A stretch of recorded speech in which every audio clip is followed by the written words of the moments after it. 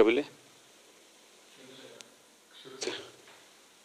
चलिए, मेरी class start हुई है, देखिए आ गई ना। कुछ टेक्निकल मिस्टेक की वजह से चालू नहीं हो पाया था, मैं ये क्लास चालू कर चुका हूं। हाँ जी, नमस्कार, मैं विक्रम सिंह। आज क्लास स्टार्ट करते हैं। नमस्कार, मैं विक्रम सिंह। आज की क्लास स्टार्ट करते हैं। कुछ एक नेट का थोड़ा इशू जानते हो इस टाइम होता है। आज की क्लास हम स्टार्ट करते हैं अब। देखिए, मैंने जैसे कि बताया आपको कि यहां पर हम क्या सीखने वाले हैं, क्या समझने वाले हैं। आप जितने बच्चे इस क्लास में रहते हैं, यानी मैं कहना चाहूंगा जो बच्चे मेरी क्लास में पहले आ चुके हैं, कल मेरी वीडियो देख चुके हैं, उनके लिए तो बहुत बढ़िया होने वाला है। लेकिन जो बच्चा आज फर्स्ट डे आए हुए हैं, उनको मैं सबसे पहले बात बताना चाहूंगा कि वो उस वीडियो को जरूर देख लें, स्टार्ट कर लें।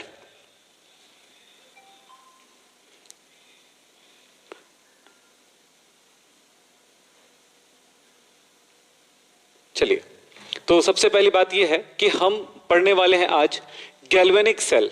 सबसे बड़ी चीज है कि गैल्वेनिक सेल, इलेक्ट्रोकेमिस्ट्री में इस पार्ट को बहुत ही अच्छे से समझेंगे तो बहुत सारी चीजें मैं आपको समझाऊंगा।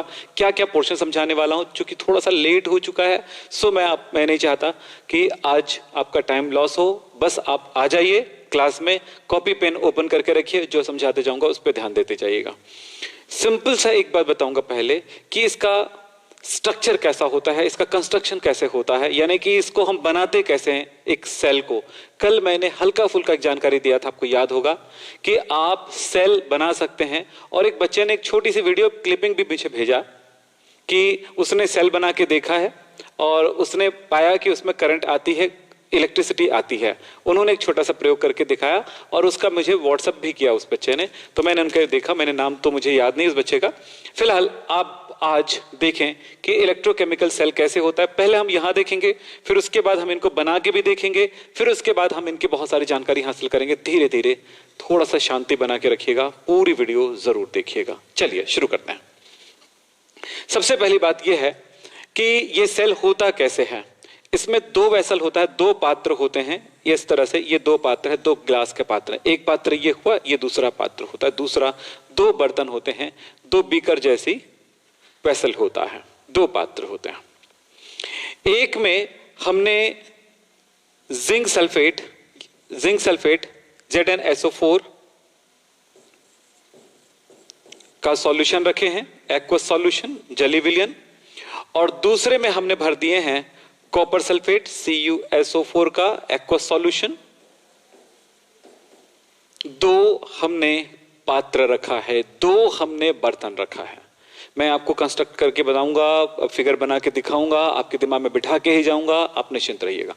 दो पात्र है, एक में हमने क्या भरा, जिंक सल्फेट का जली विलियन, और दूसरे में हमने भरा कॉपर सल्फेट का जली विलियन। पहले जो पात्र है इसमें हमने जिंक रॉड डुबा दिए, जिंक रॉड, Zn का रॉड डुबा देते हैं। दूसरे में हम कॉपर का Cu का रॉड डुबा देते हैं।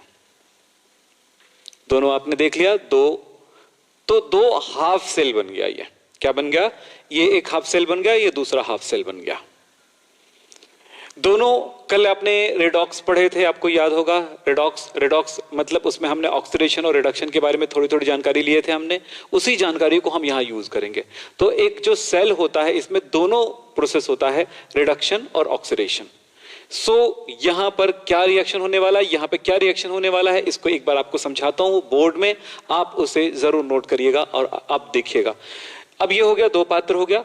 दोनों को एक ग्लास ट्यूब है, यू ट्यूब कहते हैं जिसको, कांच की एक इस तरह की नली होती है। इस नली में हम जैम जैसी चीजें यानी कि जेली भर देते हैं, जो जिसपे होता है KCl या प्लस KNO3 प्लस एगर ये जेलेटिन या जैम जैसी चीज होती है वो, यानी कि एक तरह का जेल बना लेता है।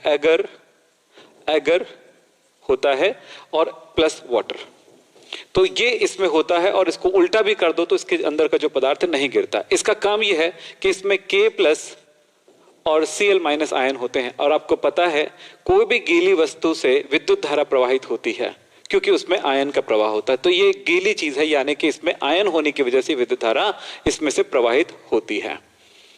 तो फर्स्ट स्टेप वाली बात समझ में आ गई, दूसरी बातें भी समझ में आ गई है। तो ये स्ट्रक्चर है ये। अब इसी चीज को मैं आपको बोर्ड में दिखाता हूं। चलिए इस चीज को आपको बोर्ड में दिखाता हूं, ठीक है। अब देखेंगे क्या है।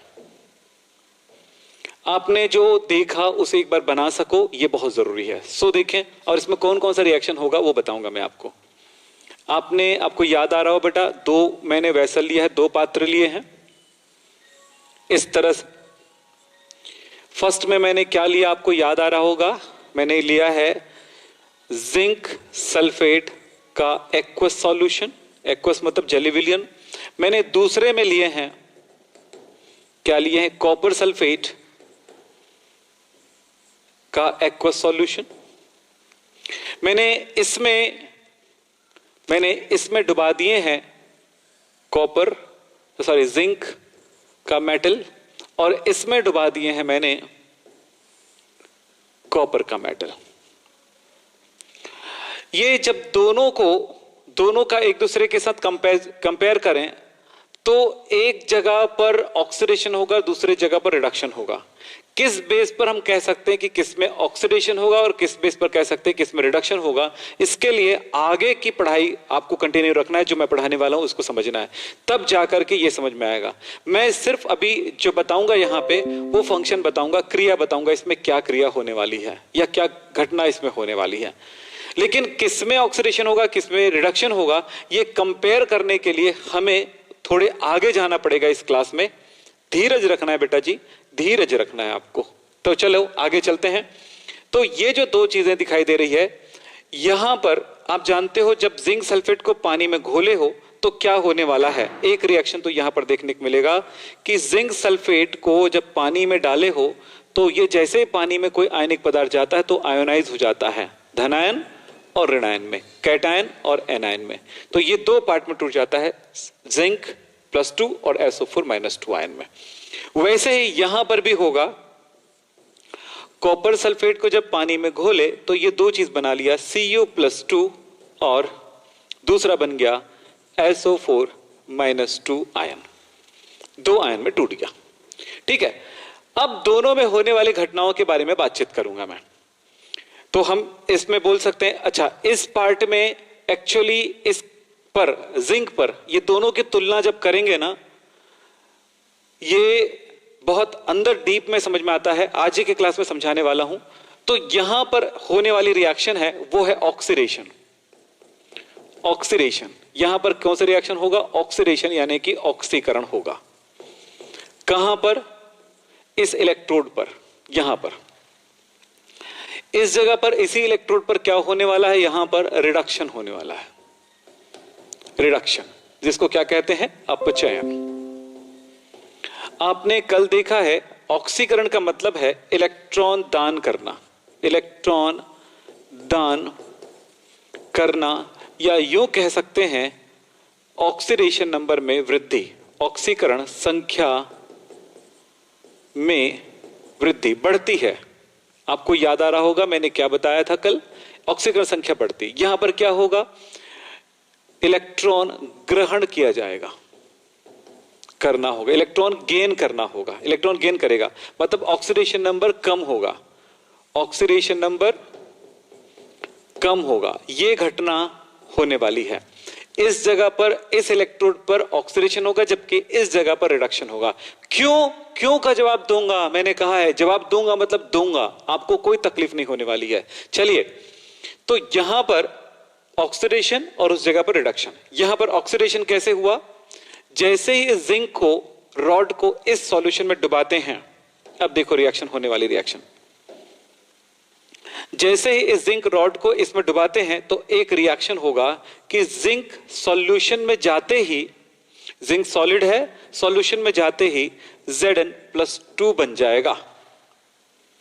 इसका मतलब है कि ये दो इलेक्ट्रॉन अलग कर दिया, इसने इलेक्ट्रॉन निकाल दिया, यानी कि यहां पर हुआ ऑक्सीडेशन।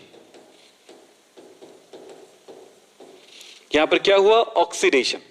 एक चीज याद रखना, जिस भी इलेक्ट्रोड पर ऑक्सीडेशन होगा वो एनोड है। मैंने जो कहा ध्यान में डालो। क्या कहा मैंने? एनोड क्या है?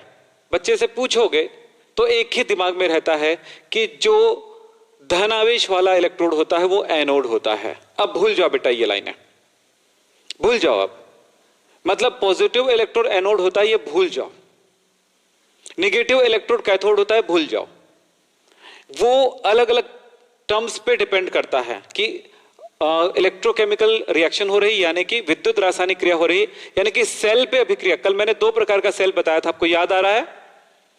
एक विद्युत रासायनिक सेल, इलेक्ट्रोकेमिकल सेल, और दूसरा बताया था इलेक्ट्रोलाइटिक सेल यानी विद्युत अपघटनी सेल।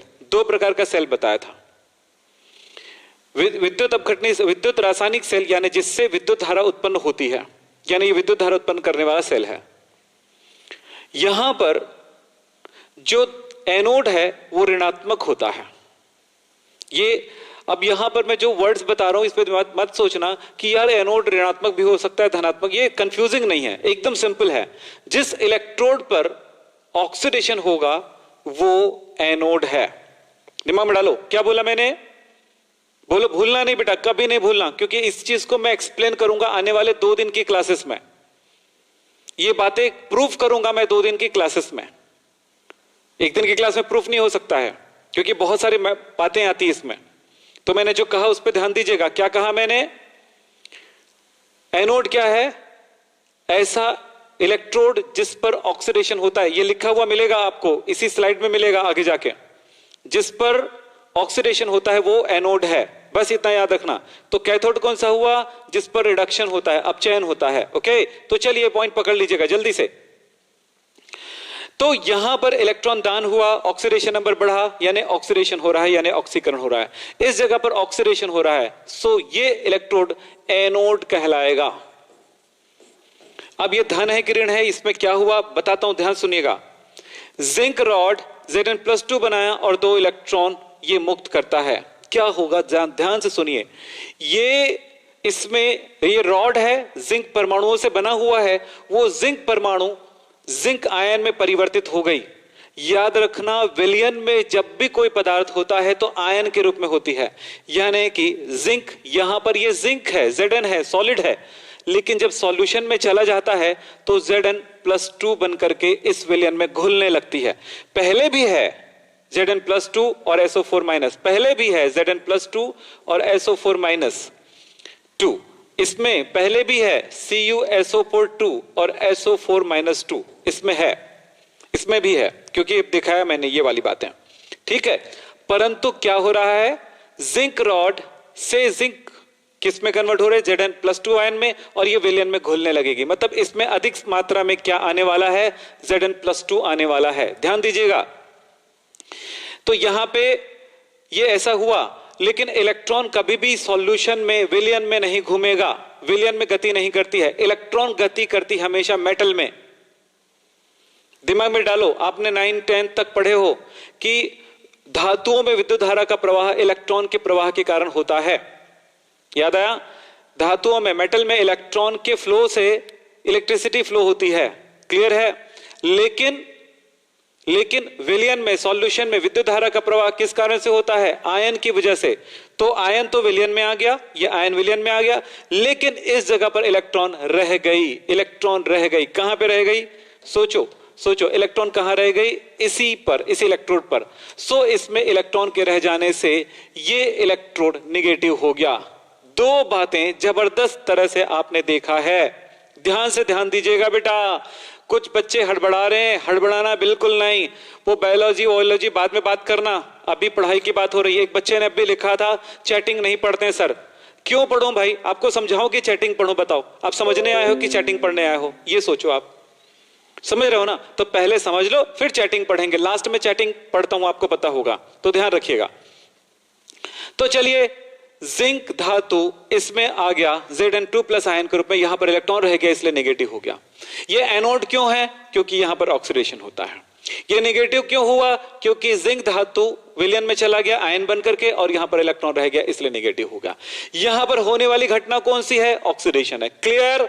चलिए, अगर ये बात क्लियर ना हो तो वीडियो बाद में दोबारा देख लेना, आपको एकदम क्लियर हो जाएगा। मैं पूरी कोशिश कर रहा हूं कि हर बच्चा सीख सके। चलिए, अब यहां बोल रहे हैं कि एक बच्चा बोला थोड़ा स्लो बेटा, स्लो में काम करना, थोड़ा सा वीडियो पॉज कर लेना, बिल्कुल क्लियर समझ में आ जाएगा। बहुत स्लो में बहुत ज्यादा प्रॉब्लम आ जाएगा, बहुत सारे बच्चे पीछे हो जाएंगे, है ना, तो थोड़ा ध्यान रखना मैं जो बोल रहा हूं। चलिए, इधर का क्लियर है, दोबारा बताऊं ये एनोड क्यों है। चलो, यह एनोड क्यों है, क्योंकि इसमें ऑक्सीडेशन हो रहा है। ऑक्सीडेशन कैसे हुआ, जिंक मेटल सॉल्यूशन में, जिंक मेटल Zn2+ और 2 इलेक्ट्रॉन बनाता है, यानी कि इलेक्ट्रॉन डोनेट कर रहा है, यहां पे इलेक्ट्रॉन दान करने की क्रिया हो रही है, इसलिए ऑक्सीकरण हो रहा है। अब बताओ ये नेगेटिव क्यों हुआ, क्योंकि इलेक्ट्रॉन यहीं रह गई और Zn आयन विलयन में चला गया। बस इतना ही घटना हुआ है। तो यहां पर इलेक्ट्रॉन की मात्रा बढ़ चुकी है, काफी मात्रा में इलेक्ट्रॉन है, काफी मात्रा में नेगेटिव हो गया है। ये धातु विद्युत ऋणात्मक हो गया है, माइनस चार्ज में कन्वर्ट हो गया है। अब चलो थोड़ा सा आगे, इस जगह पर मैं बता रहा हूं कि अपचयन होगा, रिडक्शन होगा।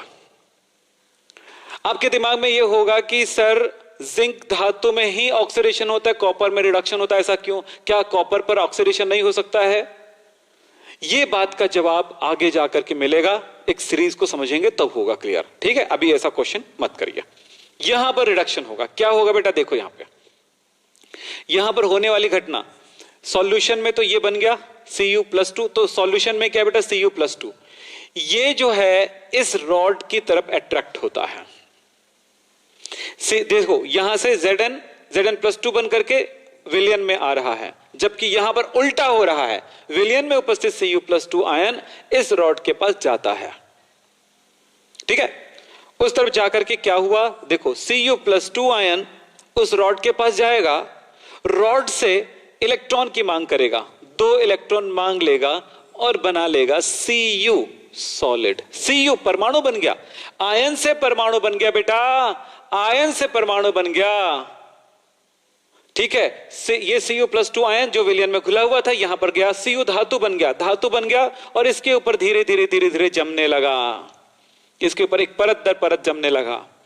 जबकि इस जगह पे क्या हुआ था, Zn आयन, Zn धातु विलयन में मिलने लगा, यानी धीरे धीरे धीरे धीरे धीरे धीरे पतला होने लगा, दुबला होने लगा, ठीक है। ये यहां पर जमने लगा धातु। यहां पर क्या हुआ, इलेक्ट्रॉन ग्रहण हुआ, धन आवेश 2 से 0 हुआ, मतलब क्या हुआ, ऑक्सीकरण नहीं, अपचयन हुआ है, रिडक्शन हुआ है। ये अपचयन हो गया बेटा, रिडक्शन हो गया, यहां पर रिडक्शन हो रहा है।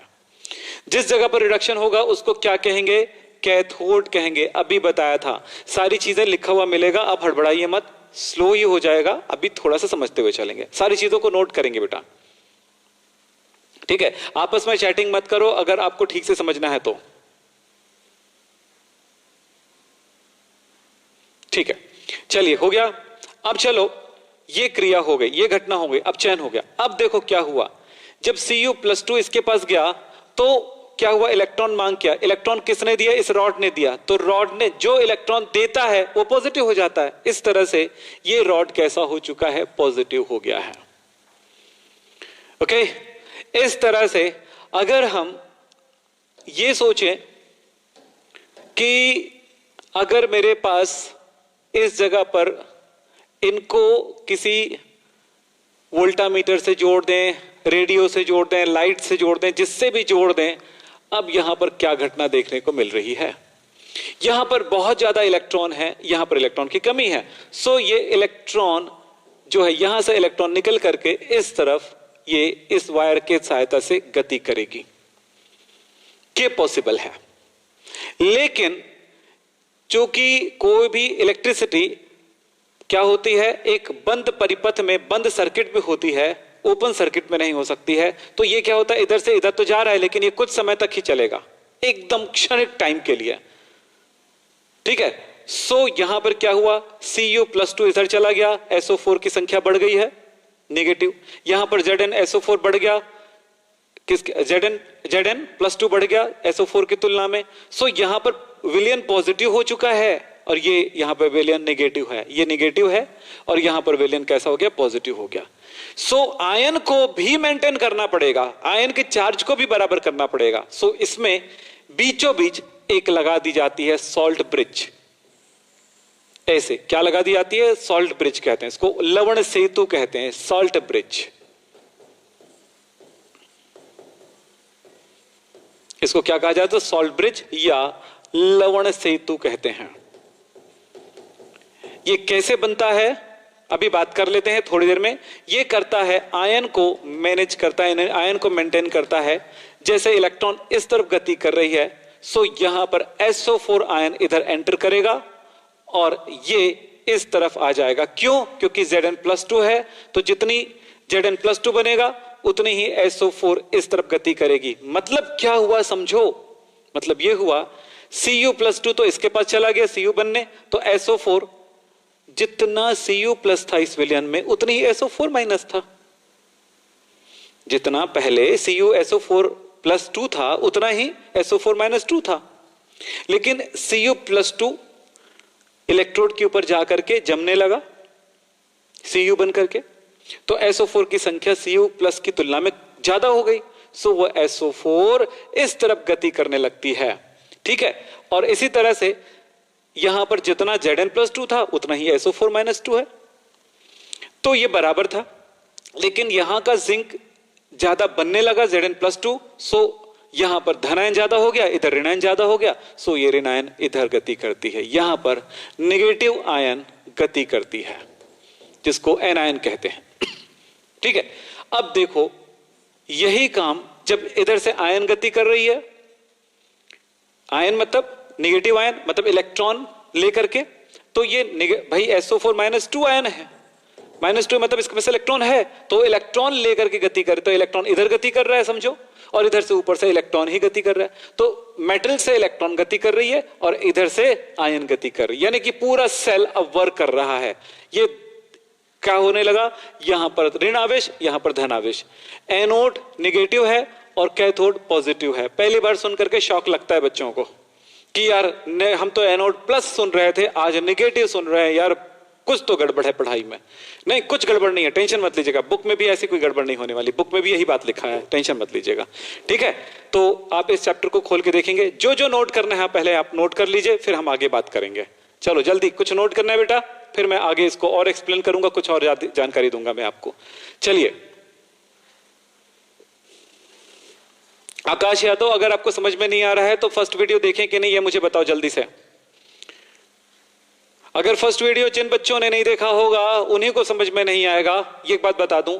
और हमने एक ही बात कहना है आप सभी बच्चों को कि जो बातें हम पढ़ा रहे हैं, जो बातें हम कह रहे हैं, शुरू से वीडियो देखते जाओ जो अपलोड हो चुका है, सो बहुत बेहतर सीख पाओगे। अगर आप बीच बीच में घुसोगे तो नहीं होगा। सो जो बच्चा कल बैठा हुआ है कल हमारी क्लास से, तो आज की क्लास आपको क्लियर होने वाली है। आज कल की क्लास जरूर देख लो, बहुत अच्छे से देख लो, आज की क्लास क्लियर हो जाएगी। चलिए आगे चलते हैं, आगे बढ़ते हैं। बहुत सरल है सर, एक मिनट और।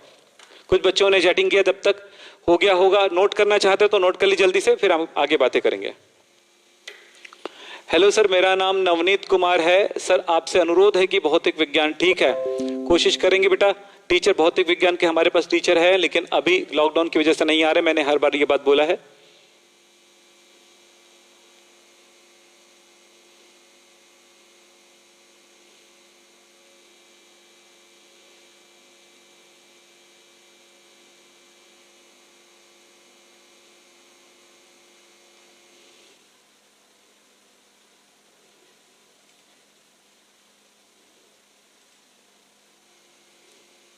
चलिए आगे चलें। हाँ जी, क्या कहना चाहते हैं? ठीक है, हो गया, ओके। आपको एक एक चीजें समझ में आएगी, मैं आपको गारंटी देता हूं, लेकिन आपको रेगुलर रहना पड़ेगा हमारी क्लास के साथ। ठीक है, ये पूरा चैप्टर आपको समझ में आएगा। चलिए, और जो बच्चे डायरेक्ट लाइव क्लास के साथ जुड़े हुए हैं, हमारे जो पेड कोर्स के साथ जुड़े हुए, उनको तो जबरदस्त समझ में आ रहा है एक एक चीजें। बस आप लोग ध्यान रखो कि आप लोग एक दिन आओगे एक दिन नहीं आओगे तो नहीं समझ में आएगा। पूरी मेहनत आप झोंक दो, आपको एक एक चीजें समझ में आएगी। अगर जिंदगी में कुछ करना है तो आपको मेहनत झोंकना पड़ेगा। फिलहाल हम आगे चलते हैं, और आपको जो बातें बताया उसको मैं आगे जाकर के एक छोटा सा रिविजन भी दूंगा। आपने यहां पर जो देखा है ये फिगर, इसी फिगर को मैंने वहां पर समझाए हैं। क्या ये बात आपको यहां पर दिखाई दे रहा है कि एक पात्र है जिसमें जिंक सल्फेट है और दूसरे पात्र में कॉपर सल्फेट है, और इसके दोनों के सॉल्यूशन मैंने बताया, इसमें जिंक रॉड डुबाया गया है, उसमें कॉपर रॉड डुबाया गया है, दोनों के बीच सॉल्ट ब्रिज है। सॉल्ट ब्रिज क्या करता है? सॉल्ट ब्रिज से देखिए, सॉल्ट ब्रिज से क्या SO4-2 गति करती है, और सॉल्ट ब्रिज कैसे बना होता है और कैसे वर्क करता है, इसका भी हमारे पास क्लास है। इसी चैप्टर में हम, इसी पार्ट में हम लोग पढ़ने वाले हैं बहुत सारी बातें, तो ध्यान से रखिए, थोड़ा सा शांत रहिए। और दूसरी बात, ये पूरा सेल का यहां पर जब वोल्टामीटर में हम चेक करते हैं कि इसकी विद्युत वाहक बल कितना आता है, तो 1.10 वोल्ट इलेक्ट्रिसिटी मिलती है। नोट कर लीजिएगा, सेल पोटेंशियल इसको बोलते हैं E0 सेल, इसकी वैल्यू कितना होता है? 1.10 वोल्ट होता है। देखो आपको बता दें, जैसे इस टाइप का सेल आता है बेटा, इसमें आप चेक करना, इसका इलेक्ट्रोड पोटेंशियल क्या लिखा रहता है? 1.5 वोल्ट लिखा रहता है। आपको याद होगा या देखे होगे कभी, तो आप देखिए हो कि इसमें क्या लिखा रहता है? 1.5 वोल्ट। इसका कितना आएगा? 1.10 वोल्ट आएगा।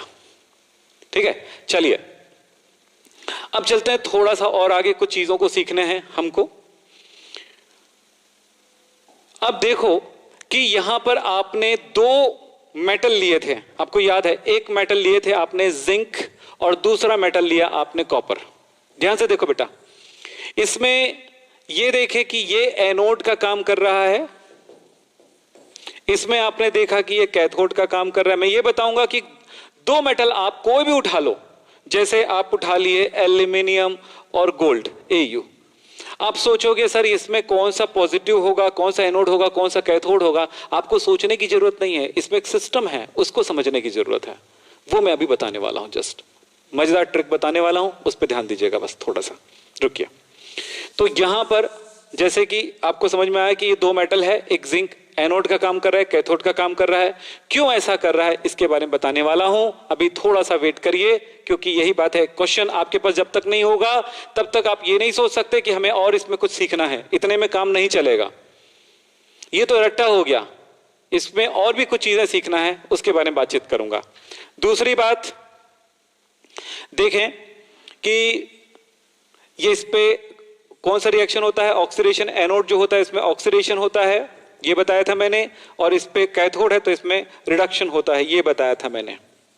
ठीक है, फिर आगे चलो, ये यहां पर नेगेटिव इलेक्ट्रोड बन जाता है, यहां पर ये पॉजिटिव इलेक्ट्रोड बन जाता है। इतनी जानकारी मिली थी हमें। अगर मैं कोई दूसरा मेटल लेता हूं, चलो कोई दूसरा मेटल ले रहा हूं, मान लेते हैं मैंने लिया, मेरे घर में पड़ा होगा एल्यूमिनियम। दूसरी बात है, चलिए मैं मान लेता हूं जिंक ही है, तो इसमें कौन सा एनोड है, कौन सा कैथोड है, ये कैसे पता चलेगा? इसका E0 सेल की वैल्यू क्या होगी, सेल पोटेंशियल क्या होगा, कौन सा पॉजिटिव है, कौन सा नेगेटिव है, ये क्या कौन सा होगा, ये हमारे पास क्वेश्चन मार्क है। इस क्वेश्चन मार्क्स को मेरे को हटाना है, आपको सिखाना है, आपको समझाना है। कोई और भी मेटल ले लो, जैसे मेरे पास रखा हुआ है एल्यूमिनियम, रखा हुआ है लोहा, रखा हुआ है, दो धातुओं से मैंने सेल बनाया। कल मैंने आपको बताया था कि आपके पास क्या होगा अगर आपके पास आयरन है और आपके पास कॉपर है, दो धातुएं हैं, इनसे आपने सेल बनाया, तो कौन सा नेगेटिव है, कौन सा पॉजिटिव है, ये भी आप नहीं बता पा रहे हैं। बस आपने प्रयोग किया वो अलग बात है। आप मल्टीमीटर में या जो नापने वाला मीटर है, पॉजिटिव नेगेटिव नापने वाला जो मीटर होता है, जो इलेक्ट्रॉनिक्स वाले के पास होता है, उसमें देखा तो पता चल गया कि ये पॉजिटिव या नेगेटिव, ये अलग बात है। पर आप यहां पर किस बेस पर बताएंगे, इसका पूरा साइंस है और इसका जबरदस्त ट्रिक है, वो देने वाला हूं। बस ट्रिक की तरफ थोड़ा सा चलते हैं, फिर हम ये सब ढूंढ लेते हैं। चलिए कोशिश करते हैं बेहतर बना ले। बेटा रेगुलर रहिए, बहुत कुछ है सीखने के लिए, ये सब बातें बाद में करेंगे। पहले वो चीज बताऊंगा जिसके बेस पर हमें ये काम करना है। ये सीरीज है तत्वों का, एलिमेंट्स का ये सीरीज है। इसको कैसे याद करना है वो सिखाने वाला हूं जस्ट थोड़ी देर में। ये सीरीज है, इसमें बहुत सारे एलिमेंट लिखा हुआ है, जैसे लिथियम है, रुबिडियम है, पोटेशियम है, बेरियम है, स्टांसियम है, कैल्शियम है, सोडियम है, magnesium, aluminium, manganese, zinc, chromium, iron, chromium, cadmium, cobalt, ये सब आपको, ये सीरीज आपको आपकी बुक में मिलेगी। इस सीरीज को एक निश्चित ऑर्डर में रखा गया है, एक निश्चित क्रम में रखा गया है, मानक अपचयन विभव कहते हैं, स्टैंडर्ड रिडक्शन पोटेंशियल कहते हैं, स्टैंडर्ड इलेक्ट्रोड पोटेंशियल। मैं आपको एक ट्रिक बता रहा हूं, उस पर ध्यान देंगे। इसको याद कैसे करना है, सिस्टमैटिक किन एलिमेंट्स को याद रखें ताकि हम बहुत सारे एग्जाम को क्रॉस कर सकें। आपको एक बात यहां रखना है, याद करने का सिस्टम जस्ट बताने वाला हूं, ध्यान रखना। ये इलेक्ट्रोड पोटेंशियल वैल्यू देखो, इसमें सबसे ऊपर देखो लिथियम है, सबसे ऊपर लिथियम है, नीचे आते आते आते आते हाइड्रोजन मिलेगा और नीचे आते आते लास्ट में फ्लोरीन मिलेगा। इसका ऊपर वाले का इलेक्ट्रोड पोटेंशियल देखें क्या लिखा है, माइनस, इसका ई नॉट वैल्यू कितनी दी गई है, यहां पर दिखी गई है 3.04, इसका है 0.00 वोल्ट और इनका है यहां पर लिखा है प्लस 2.85 वोल्ट। इसका क्या मीनिंग है बताने वाला हूं, ध्यान से सुनिएगा। मतलब माइनस है, जीरो है, प्लस है, मतलब माइनस से प्लस की तरफ जा रहा है, मतलब धीरे धीरे नीचे की ओर बढ़ते जा रहा है। इसको बोलते हैं मानक अपचयन विभव, स्टैंडर्ड इलेक्ट्रोड पोटेंशियल, SEP। मानक रिडक्शन पोटेंशियल, तो इसको बोलते हैं SRP। मैं यहां पर SRP लिख दे रहा हूं, चलेगा शॉर्ट में। तो क्या बोलते हैं, मानक अपचयन विभव हिंदी में, और इंग्लिश में बोलेंगे स्टैंडर्ड रिडक्शन पोटेंशियल। अभी इस शब्द का कोई मतलब नहीं है, सिर्फ इस सीरीज को याद करके रखना है नेक्स्ट क्लास में आते तक। नेक्स्ट क्लास में आते तक ये सीरीज मैं आपको याद करा डालूंगा, मेरा दावा है, और याद करना होगा आपको, क्योंकि कल जब आएंगे तो ये याद रहना चाहिए बहुत सारी चीजों को सीखने के लिए। तो इस क्लास में कल हो या परसों या नरसों हो, जब भी जरूरत पड़े मैं उस दिन यूज करवाऊंगा। जैसे पीरियड टेबल को याद करना होता है ना, बिल्कुल इसको भी याद करना है।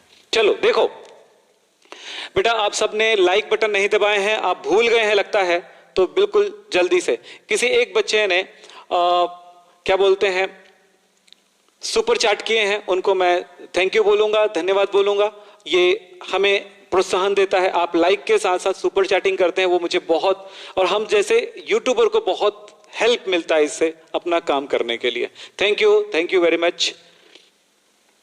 तो चलिए SRP का एक सीरीज है जिसमें लिथियम की वैल्यू सबसे कम है, हाइड्रोजन का 0 है और फ्लोरीन का सबसे ज्यादा है। इस ऑर्डर में लिथियम से लेकर के इस तरह से बढ़ते हुए ऑर्डर में है ये सीरीज। ओके, ये सीरीज भी याद रखिए। अब चलिए यहां पर मैं क्या बताने वाला हूं, ध्यान रखिएगा, थोड़ी सी बात याद रखना। ऊपर वाला एलिमेंट पर ऑक्सीडेशन होगा, नीचे वाले एलिमेंट पर रिडक्शन होगा।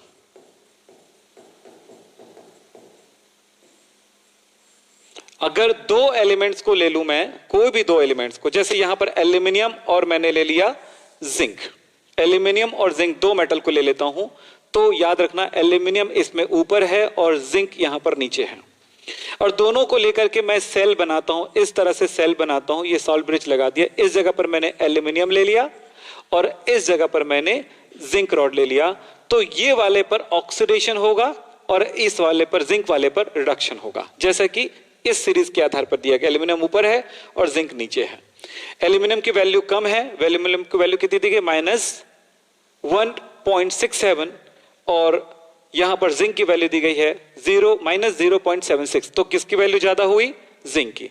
तो जो नीचे है वो काम करेगा, जिस पर रिडक्शन होगा, और ऊपर वाले पर ऑक्सीडेशन होगा।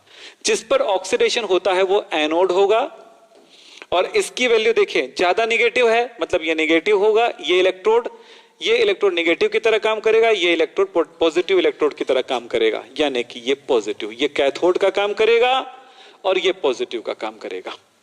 देखते जाओ कितनी चीजें मिलने वाली है, और इसको मैं याद कराने की कोशिश करूंगा।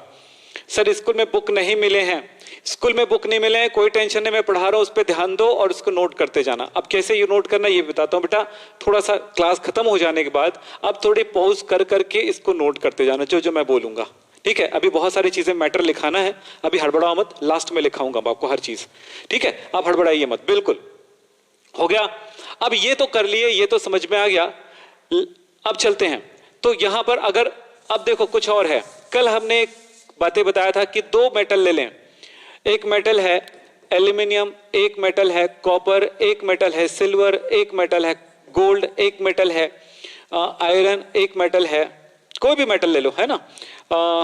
मैं ले लेता हूं मेटल, आपके पास आसपास कौन सा मेटल होता है, और निकल, जो भी मेटल है, इन सारे मेटल को देखो कि किस ऑर्डर में अरेंज है। अब दो मेटल, कोई भी दो मेटल ले लेते हैं। मेरे पास एक है गोल्ड और एक है सिल्वर। ध्यान दो, मैं आपसे ये पूछने वाला हूं कि सिल्वर और गोल्ड में कौन सा नेगेटिव होगा और कौन सा पॉजिटिव होगा। यानी मैंने इसका सेल बना लिया, इस तरह से सेल बना लिया, एक मैंने लगा दिया, ये है, मान लेते हैं ये गोल्ड है, और ये मैंने लगा दिया यहां पर ये सिल्वर, और यहां पर गोल्ड में AuCl3 का सॉल्यूशन है और इसमें AgNO3 का सॉल्यूशन है, मान लेते हैं इसमें, और दोनों को सॉल्ट ब्रिज से जोड़ देते हैं। तो ये सोचो यहां पर कि कौन सा माइनस काम करेगा, कौन सा प्लस। और मैंने आपको अभी बताया था, ऊपर वाले पर ऑक्सीडेशन होता है और नीचे वाले पर रिडक्शन होता है, ये बताया मैंने। चलो कोशिश करो, जल्दी से बताओ बेटा। और इस सीरीज में आपको बता दूं, इस सीरीज में देखो मैं मार्किंग कर देता हूं कि सिल्वर कहां पे है और गोल्ड कहां पे, मार्किंग कर देता हूं आपके लिए। देखो यहां पर ये गोल्ड है Au, और यहां पर Ag है। अब आपको दिख रहा होगा Au+3 के नाम से, और यहां पर Ag+1 के। तो चलिए बोलो कहां पर अब कौन सा क्या काम करेगा। अब जल्दी से बताओ बेटा सबके सब कि कौन है जो एनोड का काम करेगा, कौन है कैथोड का काम करेगा, बोलो। ये देखो ये Ag है और ये Au है। मैंने बताया किस पर ऑक्सीडेशन होगा, बच्चे ने लिखा है Au पॉजिटिव होगा। वेरी गुड सुशील, साहिल ने लिखा है Au जो है वो प्लस का काम करेगा, ये माइनस का काम करेगा। ऊपर वाला इस पर ऑक्सीडेशन होगा, यानी कि यह एनोड है, और ये काम करेगा निगेटिव इलेक्ट्रोड की तरह। और Au जो है इस पर रिडक्शन होगा, और ये क्या होगा, कैथोड का काम करेगा, और ये कैथोड है, और यहां पर ये प्लस इलेक्ट्रोड की तरह काम करेगा। देख लीजिए, क्योंकि इसका SRP जो है, मानक अपचयन विभव जो है, उसकी वैल्यू जो है, जिसका जितना धनात्मक होगा, जितना पॉजिटिव होगा वो पॉजिटिव होगा, जितना ऋणात्मक होगा उसकी वैल्यू वो इलेक्ट्रोड नेगेटिव होगा। ये एक छोटी सी बात है, पर सवाल है कि क्या ये सीरीज को हमें याद रखना चाहिए। वैल्यू याद नहीं करेंगे चलेगा, क्योंकि न्यूमेरिकल में वो वैल्यू रहेगा, लेकिन आपको ये सीरीज याद रखना पड़ेगा कि गोल्ड ऊपर मिलेगा कि कॉपर ऊपर मिल नीचे मिले, कौन सा ऊपर है कौन सा नीचे है। बेटा इसका सिंपल सा एक फंडा है, वो मैं आगे की क्लासेस में समझाऊंगा, पर अभी सिर्फ याद करने के स्टेप में आ रहा हूं। कैसे याद करना है वो बताने वाला हूं। जल्दी से आप अपनी कॉपी ओपन करेंगे और इसे नोट करेंगे जो मैं अभी देने वाला हूं। चलिए ये इसको नोट कर लो। इसमें मैंने सेलेक्ट करके कुछ इंपॉर्टेंट क्या बोलते हैं एलिमेंट्स को रखा है उस सीरीज में। लिथियम ऊपर है, पोटेशियम नीचे है, कैल्शियम उसके नीचे है, सोडियम उसके नीचे। ये ऑर्डर में कुछ एलिमेंट्स को सेलेक्ट करके रखा हूं। पूरा सीरीज जो दिखा है वो पूरा याद कर सकते हो, तुम्हारी मर्जी। लेकिन अगर इतना भी याद रखते हो तो 100% श्योर है कि आप हर एक एग्जाम में बेस्ट मार्क्स लाओगे, अगर इससे रिलेटेड कोई क्वेश्चन आया तो। इस सीरीज को याद करना है, और याद करने के लिए मैंने यहां पर कुछ निमोनिक दिया है, कुछ मैंने यहां पर सिस्टम दिए हैं, उसका यूज करेंगे। बढ़िया सा एक ट्रिक दिया मैंने, इस ट्रिक को याद रखना है। लीना के काना मांगे आलजन, याद करो चलो मेरे साथ। एक बच्चे ने मुझसे लिखा है, रोहनीश तिवारी, बेटा ये बीच में अगर कुछ भी बोलेंगे तो मैं आपके लिए क्या बोलूंगा बताओ। सर मैं आपसे निवेदन करता हूं कि कुछ IIT प्रश्न का ले लिया करें सर, आपके लेक्चर बहुत ही ज्यादा हेल्प मिलेगा सर। देखो बेटा जो बता रहा हूं इसमें भी आपको हेल्प मिलेगा। अगर मैं एक आध क्वेश्चन ले लेता हूं वो ज्यादा फायदेमंद नहीं रहेगा। उसी में से कुछ क्वेश्चन है, उसी में से कुछ प्रॉब्लम है, आपको कॉन्सेप्ट समझा देता हूं, क्वेश्चन पढ़ोगे उस चैप्टर से रिलेटेड, आपसे बन जाएगा। ये पहले तो सोचो, ये बात मैं रोज बोलता हूं। चलो इसको याद करते जाना है मेरे साथ सारे बच्चे। चलो बोलो कितने बच्चे याद कर सकते हैं, याद कर लेंगे। पहला लाइन याद करो, लीना के काना मांगे आलजन। बोलो सारे बच्चे बोलो जल्दी से, लीना के काना मांगे आलजन, जल्दी बोलिए जल्दी से। लीना के काना मांगे आलजन हो गया। सेकंड याद करो, कर फिर कूद नहीं सुन। कर फिर कूद नहीं सुन, कूदना मतलब जंप करना। तो क्या बोले, लीना के काना मांगे आलजन, कर फिर कूद नहीं सुन, है कुआं ईला आज, है कुआं ईला आज, फिर पारा ब्रेड कल सोना फिर कभी, पारा ब्रेड कल सोना फिर कभी। चलो इसको जल्दी से एक एक करके याद करते जाने। मेरे साथ बोलेंगे सारे बच्चे जल्दी से, बोलो लीना के काना मांगे आलजन, बोलिए जल्दी से। कर फिर कुद नहीं सुन, कर फिर कूद नहीं सुन, बोलो जल्दी, कर फिर कूद नहीं सुन। लीना के काना मांगे आलजन, कर फिर कूद नहीं सुन, कर कुछ कर ले, फिर कर ले कुछ, फिर कूद नहीं सुन, कूदने से पहले सुन ले, कुछ करने से पहले सुन ले। तो क्या कर फिर कुछ कर पहले कूद नहीं सुन। चलो याद हो रहा है, जल्दी करो। लीना के काना मांगे आलजन, कर फिर कूद नहीं सुन, कर फिर कूद नहीं सुन, कर फिर कूद नहीं सुन। लीना के काना मांगे आलजन, कर फिर कूद नहीं सुन। कितने बच्चों को याद हो रहा है? हो गया याद। एक बच्चे ने लिखा है, रोहिणीश ने। फिर लिखा है कुआं ईला आज, है कुआं ईला आज। यस, ईला, ईला है कुआं ईला आज। कॉपी में नोट करो बेटा, है कुआं ईला आज। ठीक है। फिर पारा ब्रेड कल सोना फिर कभी। ये सीरीज आपको याद करना है, कल तक जब मैं पूछूंगा तो आपको बताना है। जल्दी बातें। तो क्या बोलते हैं, क्या बोले, लीना के काना मांगे आलजन, कर फिर कूद नहीं सुन, है कुआं ईला आज, पारा ब्रेड कल सोना फिर कभी। अब इससे क्या पता चला कि एक ऑर्डर पता चला। लीना के काना मांगे आलजन, लीना के काना मांगे आलजन, ZN। एक लाइन हमको याद हो चुका है और इस लाइन में अगला स्टेप जोड़ेंगे, कर फिर कुद नहीं सुन, कर फिर कुद नहीं, नहीं NI, सुन। सुन में क्या हो जाएगा, SN। कर फिर कुद नहीं सुन। फिर याद हो जाएगा, है कुआं ईला आज, है कुआं ईला आज। बेटा एकदम जबरदस्त चीज है, आप समझ नहीं पा रहे हो। फिर क्या बोला, है कुआं ईला आज, है कुआं ईला आज। फिर नेक्स्ट है, पारा ब्रेड कल सोना फिर कभी। पारा HG, ब्रेड BR, पारा ब्रेड कल सोना, सोना AU, गोल्ड, सोना फिर कभी, फिर F। इस तरह से अगर आप इस ऑर्डर को याद कर लेते हो तो आपको यहां पर बहुत सारी बातें पता चल जाएगा कि हमें और भी जरूरत है इस चीज की। सिर्फ यहां पर उस सेल के लिए जरूरत नहीं है, सेल के अलावा भी बहुत सारी चीजों में जरूरत है। सो वो क्या होने वाला है वो आगे जाकर के पढ़ेगा। तो ये एक ट्रिक जो मैंने बताया, इस ट्रिक को अच्छे से याद कर लो, इसकी जरूरत है। आप लोगों को बात शायद समझ में ना आए, अपने दोस्तों को जरूर बताइएगा कि ये चीजें क्यों फायदेमंद है।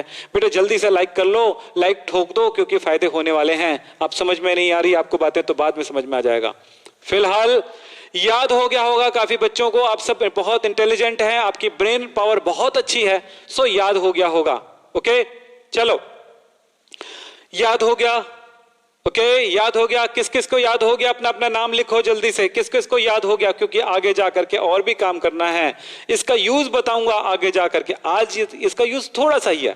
आज थोड़ा सा यूज क्या है कि अगर मेरे पास है कैडमियम और मेरे पास है मैग्नीशियम, तो मैं आपसे पूछूंगा कि कौन सा एनोड है, कौन सा मैग्नीशियम, Mg।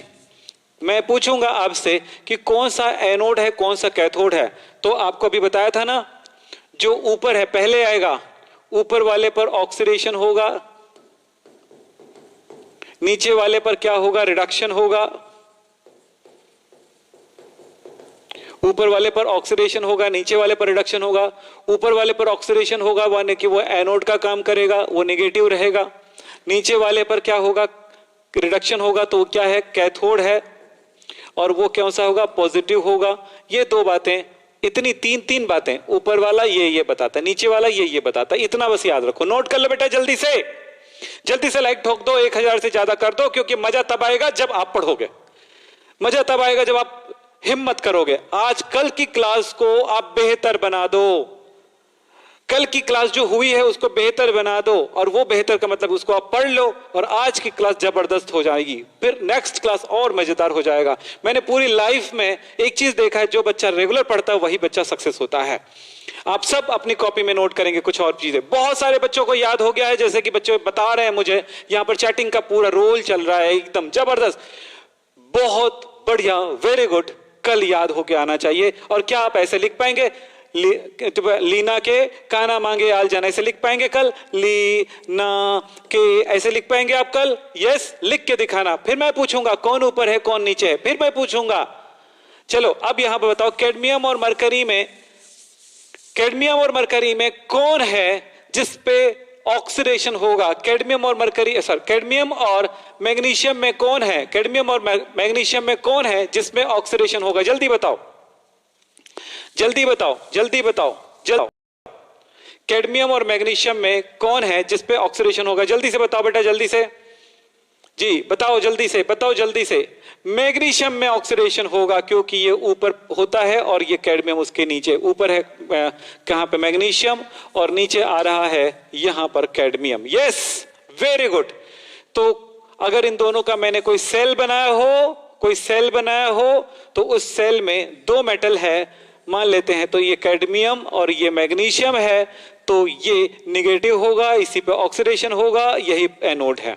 यस, समझ में आ गई? इनके बीच में सॉल्ट ब्रिज होता है। चलो अब एक एक चीज, इतनी चीजें तो आपको, गैल्वेनिक सेल आपको समझ में आएगा अब कुछ और बातों के साथ। तो चलो देखते हैं, थोड़े फास्ट हो जाते हैं। चलिए,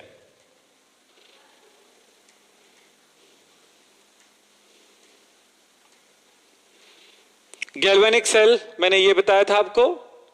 गैल्वेनिक सेल में कुछ बातें हैं, छोटी सी हिस्ट्री देख लें, ये कैसे डेवलप हुआ। यहां पर लिखा हुआ है, देखें कि ली गैल्वेनी और ए वोल्टा। ली गैल्वेनी ने 1780 में एक इस तरह से विद्युत रासायनिक सेल बनाया, इलेक्ट्रोकेमिकल सेल बनाया, और उस सेल में आगे जो है कौन, सन 1800 में अलेक्जेंडर वोल्टा ने सेल जो है उसको डेवलप किया और वोल्टिक सेल बनाया। गैल्वेनिक ने गैल्वेनिक सेल बनाया और वोल्टिक सेल बनाया। किसने? गैल्वेनिक सेल को ही वोल्टिक सेल कहा जाता है। जिसको स्टडी जो है एक्चुअली बनाया पहले किसने? गैल्वेनियो ने गैल्वेनिक सेल बनाया था। उसी गैल्वेनिक सेल का स्टडी किया, उसके में होने वाले रिएक्शन के बारे में बताया, उसके मैकेनिज्म बताया। वो कौन थे? क्या? वोल्टिक, अलेक्जेंड्रा वोल्टा ने। सो ये दो बातें आप ध्यान रखिए। फिर आगे चलते हैं। यहां पर कुछ और लाइनें हमने समझाया है, जो जिसको जिसको नोट करना है नोट कर लीजिएगा। गैल्वेनिक सेल, विद्युत रासायनिक सेल।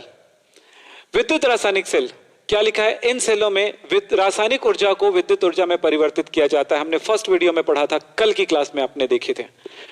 हमारे क्लास ये हो चुका है। जब बात समझ में आई, सेकंड बातें हैं, यहां पर जो रिएक्शन होता है, यहां पर जो विद्युत धारा उत्पन्न होती है, किस आधार पे होती है? रिडॉक्स रिएक्शन होता है, यानी कि एक जगह ऑक्सीडेशन होता है, एक जगह रिडक्शन होता है। इस ऑक्सीडेशन रिडक्शन दोनों रिएक्शन होते हैं, दोनों अलग अलग पात्रों में होते हैं। इस कारण से इस सेल को हम क्या कहते हैं? रिडॉक्स रिएक्शन होती है, और ये सेल में विद्युत धारा उत्पन्न होती है। किस कारण उत्पन्न होती है? क्योंकि वहां पर रिडॉक्स रिएक्शन होती है। इसकी कार्यप्रणाली यानी कि मैकेनिज्म क्या होता है? रिडॉक्स अभिक्रिया होती है। इनमें ऑक्सीकरण और अपक्षयन अभिक्रिया दोनों अलग अलग पात्रों में होता, अलग अलग वेसल में होता है।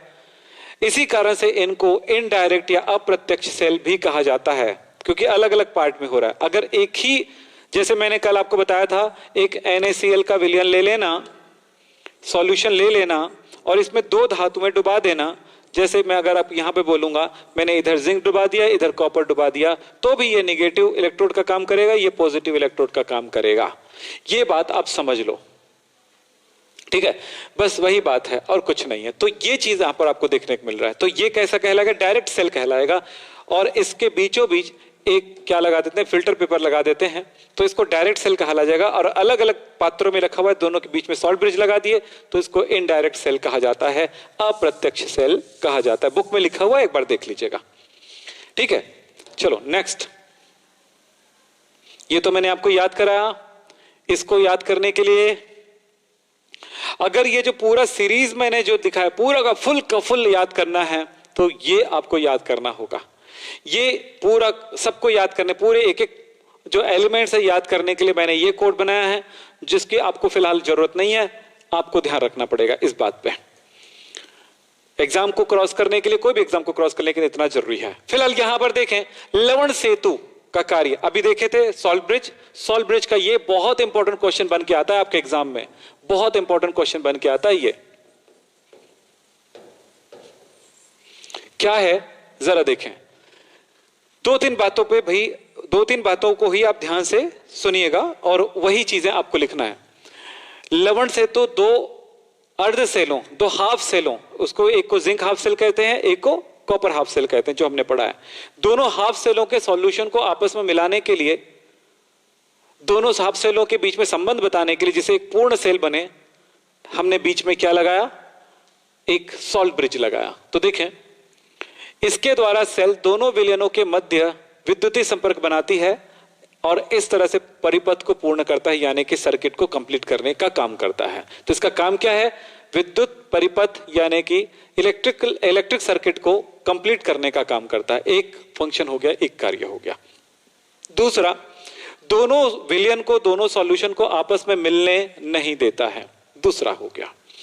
तीसरा हो गया, दोनों द्रवों के मध्य जो होने वाली जो इलेक्ट्रोड पोटेंशियल है, यहां पर लिक्विड जंक्शन पोटेंशियल कहते हैं, वो क्या होने लगता है, वो उत्पन्न होने से रोकता है। तो ये चीजें आपको करने की जरूरत नहीं है, ये दोनों ही, क्योंकि हमेशा जब भी आज तक पूछा गया है, दो कार्य लिखिए, 2 फंक्शंस आपको नोट करना होता है, जो कि यहां पर लिखा हुआ है, आप नोट कर सकते हैं। ठीक है,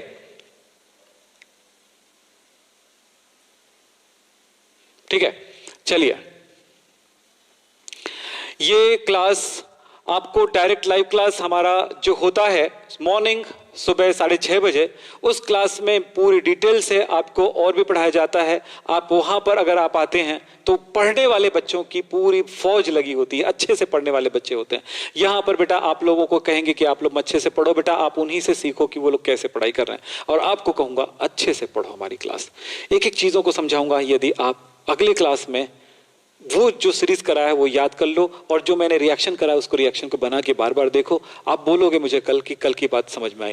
बेटा आप में से कौन स्टूडेंट है जो कल की क्लास में नहीं थे, वो बता दो, और नहीं थे तो कल की क्लास नहीं पढ़े हो वो मुझे लिख के बता दो। हम कल नहीं थे, नहीं थे तो नो लिख दो, और थे तो यस लिख दो, बस इतना ही है। चलो आगे चलते हैं। ठीक है, ये 2 फंक्शंस।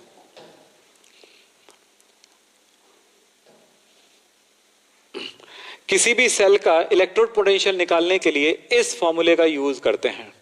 फॉर्मूला है E naught cell is equal to E naught cathode minus E naught anode. मैं आपको अभी बताता हूं ये कैसे करते हैं इसका यूज। E सीधा E सेल का विद्युत वाहक बल, जैसे कि मैंने बताया सेल का 1.5 या 1.10 आया, उसी चीज को मैं बताने वाला हूं। E cathode minus E anode से हम सेल का पोटेंशियल ज्ञात कर सकते हैं, सेल पोटेंशियल ज्ञात कर सकते हैं, सेल की वैल्यू। जो कल नहीं थे, जो 9 लिखे हैं, उनको मैं कहूंगा कि आप कल की वीडियो देख लो, क्योंकि आज की वीडियो तब समझ में आएगी, और आज और कल की वीडियो जब देखोगे तो कल की नेक्स्ट क्लास की वीडियो समझ में आएगी। क्योंकि कोई भी चैप्टर एक सिस्टमेटिक तरीके से रन करता है, कोई भी क्लास, कोई भी चैप्टर जो है सिस्टमेटिक तरीके से रन करता है, उसका एक स्टेप होता है, उस स्टेप को समझो आप। बस नो लिख देने से आपके फायदे नहीं होने वाले, नो लिखने से आप कमजोर पड़ जाएंगे। आप इसको अच्छा करिए, ठीक है। सुशील कुमार, कल की वीडियो देख लो आप पहले, फिर इस क्लास में आपको सीखने का मौका मिलेगा। चलिए आगे चलते हैं, ये हो गया, इसको याद रखिएगा। अब मैं आपको बताता हूं, पीछे चलते हैं थोड़ा सा, इस सीरीज में आइए। मैंने आपको जो सिखाया उस पर ध्यान दीजिए। मैंने कहा कि जिंक और कॉपर 2 सेल हैं, जिसमें से ये जिंक जो है एनोड का काम करेगा, ये कैथोड का काम करेगा। तो फॉर्मूला क्या है, E cell is equal to E cathode minus E anode.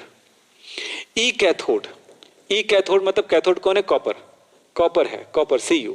इसकी वैल्यू कितनी है चेक करो। इसमें कॉपर कहां पे है, ये कॉपर है Cu+2 वाला, कितना लिखा है प्लस, इसकी वैल्यू है प्लस 0.34 वोल्ट।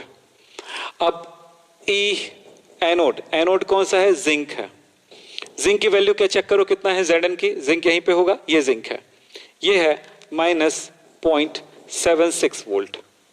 इन दोनों को वैल्यू को पुट करो यहां पे, E cell is equal to E cathode, E cathode plus 0.34 minus ये लिखा हुआ है -0.76, तो ये माइनस माइनस प्लस हो गया तो हो गया 0.34 प्लस 0.76, तो कितना हुआ देखो, 6 4 10 का 0 और 7 और 3 10 और 11, ये वोल्ट हुआ कि नहीं हुआ? यही वो जो सेल बनाए थे उसका विद्युत वाहक बल ये है। सीखने का तरीका है, बिल्कुल इजी तरीका है, ठीक है। और कोई दूसरा सेल बना लेते हो, जैसे कल आपने बनाया था, किससे? कॉपर और क्या ले लिए थे? एल्यूमिनियम, 2 मेटल लिए थे। चलो उसको चेक करते हैं, चलिए नोट कर रहे हो? नोट कर लो, स्क्रीनशॉट ले लो जल्दी से। चलिए बस 2-3 मिनट बचे, 5 मिनट बचे हमारी क्लास के लिए, और इस क्लास में ये सब देखें।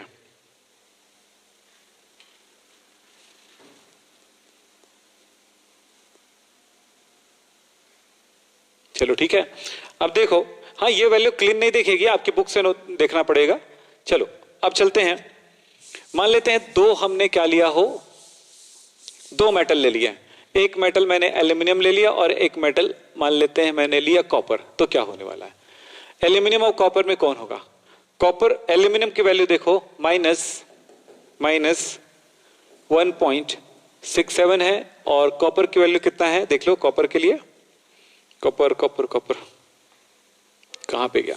ये कॉपर, ये +0.34, ये 2 वैल्यू दिख रहा है। तो आप देख रहे हो जिसकी वैल्यू कम है, नेगेटिव है, वो एनोड का काम करेगा, और जो है ये कैथोड का काम करेगा। तो ये ई सी है, और ये तो क्या बोला? E cell is equal to E cathode minus E anode. तो ये वैल्यू जो है क्या चीज है? ई कैथोड है, और ये कौन सी वैल्यू है? ई एनोड वैल्यू है। तो मान रख दो, वैल्यू रख दो, तो कितना होगा? ई सी ये 34, और ये माइनस कितना? माइनस कितना? 1.67, मतलब क्या हुआ? 6 4 11 और 6 और 4 ये भी 10 हो गया, फिर ये हो गया 2.1001 वोल्ट। इस तरह से देखो 2 वोल्ट के आसपास आपको इलेक्ट्रिसिटी मिलती है जब एल्यूमिनियम और कॉपर मेटल को डुबाते हो आप। कॉपर और जिंक की तुलना में कॉपर और एल्यूमिनियम में ज्यादा इलेक्ट्रिसिटी मिल रही है। समझ में आ गई बातें? तो इस तरह से किसी सेल को आप बना सकते हो, और इसी बात पे डिपेंड करता है। अब आपको एक मजेदार चीज और बताता हूं, इसको समझोगे, वो है फाइनल कर रहा हूं मैं आपको। जैसे आप लोग कहते हो ना कि नींबू है,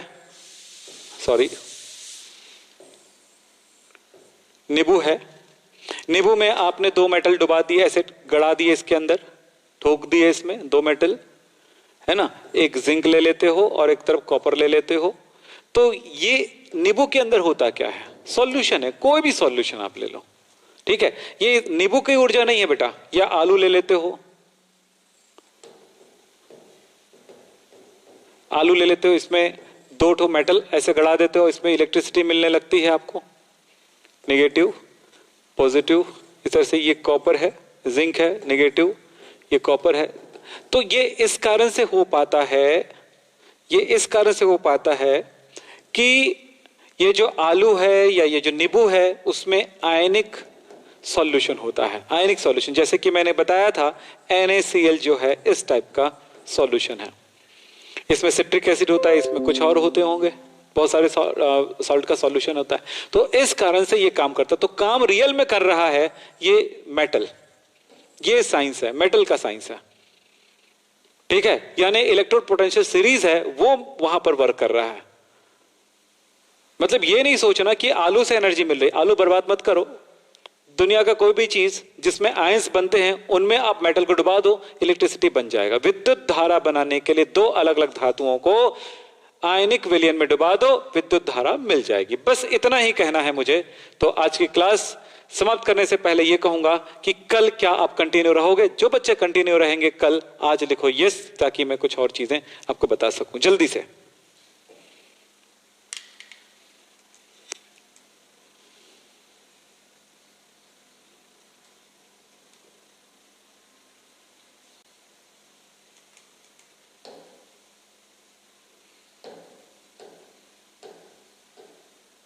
ये देखिए, एनोड क्या है, कैथोड क्या है, यहां पे लिखा हुआ है जो मैंने आपको बताया। वे इलेक्ट्रोड जिसमें ऑक्सीकरण होता है वो एनोड होता है, वे इलेक्ट्रोड जिसमें अपचयन होता है वो कैथोड होता है। बस इतनी बातों को जानकारी में रखना है। और आपको सबसे पहली बात कि हर एक बच्चा इस बात पे ध्यान दें कि हमारे क्लास के साथ जुड़े रहें, ताकि आप बहुत कुछ सीख सकते हैं, सरलता से सीख सकते हैं। और आपको डायरेक्ट लाइव क्लास में ज्वाइन करना है तो मेरा नंबर है 9644562030। इस नंबर पे कॉल करें और हमारे क्लास के साथ जुड़ें। बहुत ही मजेदार रहता है ये हमारी क्लास, आपको बहुत कुछ सीखने को मिलेगा। बस इतना ही कह सकता हूं। तो आज की ये क्लास यहीं पे समाप्त करते हैं। नमस्कार, धन्यवाद।